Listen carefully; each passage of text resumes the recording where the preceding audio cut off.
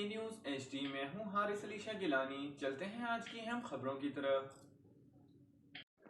Breaking news سے آگاہ کریں گے، عمران خان وزیر اعظم نہیں رہے، کابینہ ڈویژن نے نوٹیفیکیشن جاری کر دیا۔ عمران خان کے وزیر اعظم نہ رہنے کا کابینہ ڈویژن کی جانب سے جاری کیے گئے نوٹیفیکیشن کا اطلاق فوری ہوگا۔ نوٹیفیکیشن کے مطابق صدر کی جانب سے قومی اسمبلی تحلیل ہونے کے بعد عمران خان اب وزیر اعظم نہیں رہے۔ کابینہ ڈویژن کا نوٹیفیکیشن جاری، آئین کی بے حرمتی کرنے والوں کا حساب لیا جائے گا۔ نواز شریف عمران خان کل نگراں وزیر اعظم کے لیے نام اپوزیشن لیڈر کو بھجوائیں گے۔ واضح رہے کہ اس سے قبل صدر مملکت ڈاکٹر عارف علوی کی جانب سے اسمبلی توڑنے کے بعد کابینہ تحلیل کر دی گئی تھی۔ اپوزیشن کی تحریک عدم اعتماد مسترد۔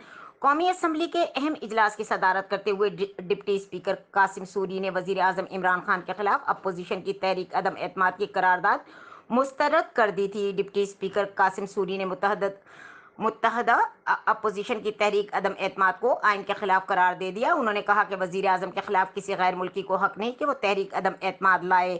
کسی غیر ملکی طاقت کو اختیار نہیں کہ پاکستان کے معاملے میں مداخلت کرے۔ عمران خان وزیر اعظم نہیں رہے۔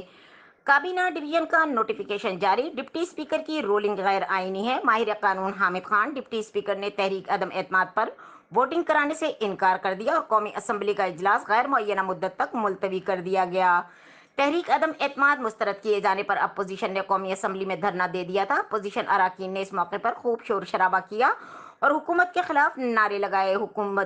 حکومتی ارکان نے اپوزیشن بینچوں پر جا کر نعرے لگائے۔ اسپیکر اور عمران خان پر آرٹیکل 6 لگے گا۔ شہباز شریف، قومی اسمبلی میں قائد حزب اختلاف صدر مسلم لیگ نون شہباز شریف نے میڈیا سے کہا کہ اسپیکر اور عمران خان پر آرٹیکل 6 لگے گا۔ مزید خبروں اور اپڈیٹس کے لیے ہمارے ساتھ رہیے گا۔ تب تک کے لیے اپنا خیال رکھیے گا۔ اللہ حافظ۔